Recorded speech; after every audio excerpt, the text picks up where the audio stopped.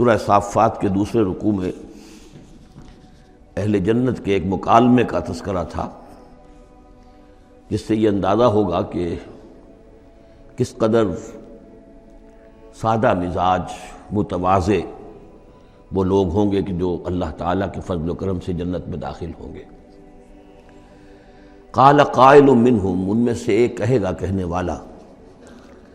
انی کان لی قرین، یہ اہل جنت ہیں، آپس میں گفتگو کر رہے ہیں، میرا ایک ساتھی تھا، دوست تھا، یقول وانک لمن المصدقین، مصدقین وہ مجھ سے کہا کرتا تھا کہ تمہیں کیا ہو گیا ہے، تم رسول کی تصدیق کر رہے ہو، کتنی بے تکی بات ہے، اور تم تصدیق کر رہے ہو محمد کی صلی اللہ علیہ وسلم۔ اذا متنا وکنا ترابا وعظاما انا لمدینون، کیا جب ہم مر جائیں گے اور ہم ہو جائیں گے مٹی اور ہڈیاں، ہڈیاں بھی گڑی سلی ہوں گی اور سڑی گلی ہوں گی، اور یہ کہ مٹی، باقی جسم تو مٹی بن چکا ہوگا، تو کیا پھر ہمیں کوئی جزا ملے گی، بدلہ ملے گا؟ قال هل انتم مطلعون، تو کہے گا وہ کوئی کہنے والا کہ کیا تم لوگ دیکھنا چاہتے ہو، جھانک کر دیکھو گے، تمہارا وہ دوست جو تمہیں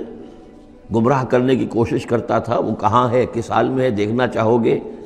یعنی اہل جنت کے لیے یہ اہتمام بھی کیا جائے گا۔ فاطلع، تو وہ جھانک کر دیکھے گا، فرآہ فی سواء الجحیم، تو دیکھے گا اس کو جہنم کے، دوزخ کے گویا کہ بیچوں بیچ اس کی تہہ میں۔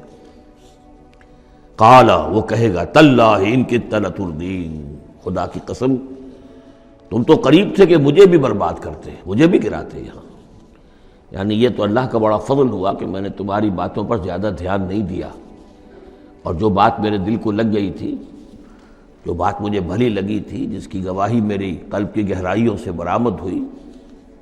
میرے دل نے جس کو حق جانا میں نے اسے قبول کیا، ورنہ یہ کہ تم تو تلے ہوئے تھے کہ جس طرح تم تباہ ہوئے ہو اسی طرح مجھے بھی اس جہنم کے گڑھے میں اپنے ساتھ لے کر گرتے۔ ولولا نعمت ربی لکنت من المحضرین، اور اگر میرے رب کی نعمت مجھ پر نہ ہوتی، احسان نہ ہوتا، انعام نہ ہوتا، یہ تو اللہ کا فضل ہے میرے پروردگار کا، تو میں بھی ہو جاتا انہی لوگوں میں سے جو یہاں پکڑے ہوئے آئے ہیں گرفتار ہو کر اور اس جہنم کے حوالے کر دیے گئے۔ افما نحن بمیتین، اب یہ آپس میں گفتگو کر رہے ہیں جنت والے، تو کیا اب ہمیں مرنا تو نہیں ہے، کیا اب ہمیں نہیں مرنا ہے، یعنی اب جنت میں آ کر تو ہم یہاں مستقل رہیں گے نا۔ وہ میں کہہ رہا تھا آپ سے کہ کس کو سادہ مزاج کے لوگ ہوں گے، اور ان کے اندر کوئی تعلی نہیں ہوگی کہ ہم نے تو بڑی محنت سے جنت کمائی ہے، اب تو یہاں ٹھسے سے ہم رہیں گے اور ہمیشہ ہمیش رہیں گے۔ ان کے دلوں کی کیفیت اب بھی یہ ہے، افما نحن بمیتین الا موتتنا الاولی وما نحن بمعذبین، تو کیا اب ہمیں کوئی موت نہیں آئے گی سوائے اس موت کے کہ جو آ چکی ہے، وما نحن بمعذبین، اور اب تو ہم مطمئن ہو جائیں کہ کسی عذاب وغیرہ کا کھٹکا نہیں ہے، کہیں اور کوئی پکڑ، کوئی اور حساب کتاب، کوئی اور چھلنی تو ابھی نہیں لگنی ہے، وما نحن بمعذبین، اور ہمیں تو کوئی عذاب نہیں دیا جائے گا۔ ان ھذا لہو الفوز العظیم، یقیناً یہ تو پھر بہت بڑی کامیابی ہے۔ لمثل ھذا فلیعمل العاملون، بس عمل کرنے والوں کو ایسی چیز کے لیے عمل کرنا چاہیے، اس انجام تک پہنچنے کی کوشش کرنی چاہیے۔ یہ ہے وہ انجام کہ جو اہل جنت کا ہوگا، اور اس انجام کو اپنے سامنے رکھ کر ہر محنت کرنے والا، عامل تو سب ہیں، بھاگ دوڑ تو سب کر رہے ہیں،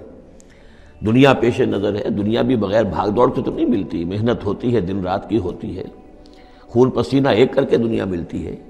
لیکن یہ ہے کہ اصل میں یہ خون پسینہ جو ہے انسان کا وہ اتنا قیمتی ہے کہ اس کے عوض تو یہ جنت حاصل کرنی چاہیے، نہ یہ کہ محض دنیا کی چند روزہ زندگی کے عیش و آرام اور صرف اس کی زیبائش و آرائش۔